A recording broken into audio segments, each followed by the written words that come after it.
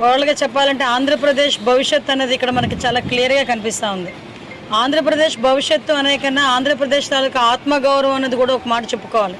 ఎందుకంటే రాష్ట్ర విభజన జరిగిన తర్వాత ఒక రాజధాని అమరావతిని మనం ఏర్పాటు చేసుకొని ఆ రోజు గౌరవ నరేంద్ర మోడీ గారిని ఇక్కడ తీసుకురావటం, ఇక్కడ శంకుస్థాపన చేసుకోవటం, అదే సందర్భంలో అసెంబ్లీలోని కూడా ఈ తీర్మానం ప్రవేశపెట్టినప్పుడు అప్పుడు ప్రతిపక్ష నాయకుడు, ఇప్పుడు పులివెందుల ఎమ్మెల్యే గొడ్లపాటి నాయకుడు జగన్మోహన్ రెడ్డి కూడా ఇక్కడే ఉండాలి రాజధాని అని చెప్పిన సందర్భాన్ని కూడా ఈ సందర్భం గుర్తు చేయాలి.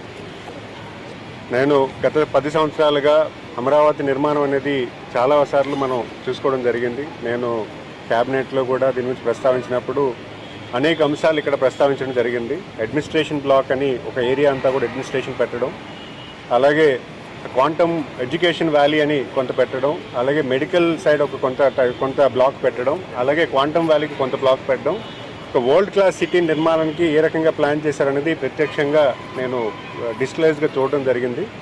ఈరోజు ప్రత్యక్షంగా నేను ప్రతి బిల్డింగ్ కూడా విజిట్ చేయడం జరిగింది. ప్రధానంగా ఉన్నటువంటి సెక్రటరియట్ బిల్డింగ్, అలాగే అసెంబ్లీ బిల్డింగు, అలాగే ఉన్నటువంటి ఎమ్మెల్యే క్వార్టర్సు, అలాగే ఐఏఎస్ క్వార్టర్స్ ఏవైతే ఉన్నాయో అవన్నీ కూడా కొంచెం వ్యక్తిగతంగా వెళ్ళడం చూడడం జరిగింది.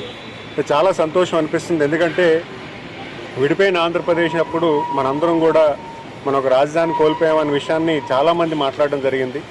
గౌరవ ముఖ్యమంత్రి గారు చాలా దూరదృష్టితో మన ఆంధ్రప్రదేశ్ ప్రజానీకానికి గర్వంగా చెప్పుకున్నటువంటి రాజధాని నిర్మించాలని, రాష్ట్రానికి భారం లేకుండా, రాష్ట్ర బడ్జెట్కి ఎటువంటి భారం లేకుండా రైతుల దగ్గర మెప్పించి రైతులందరినీ కన్విన్స్ చేసి 29 గ్రామాలు వికెట్ చేయించి 33,000 ఎకరాలని భూమిని ఎక్వైర్ చేసి రాజధాని నిర్మాణానికి కూడా స్పెషల్గా బడ్జెట్ తీసుకొచ్చి రాష్ట్ర బడ్జెట్కి ఒక్క రూపాయి కూడా భారం లేకుండా రాజధాని నిర్మాణం కావాల్సినటువంటి బడ్జెట్ కూడా ఒక స్పెషలైజ్డ్ పద్ధతులు తీసుకొచ్చి ప్రపంచంలో కూడా ఏ దేశంలో కూడా ఇలాంటి ఒక రాజధాని నిర్మాణం కొత్తగా పెట్టడం అనేది సరికొత్త ఆలోచన అది.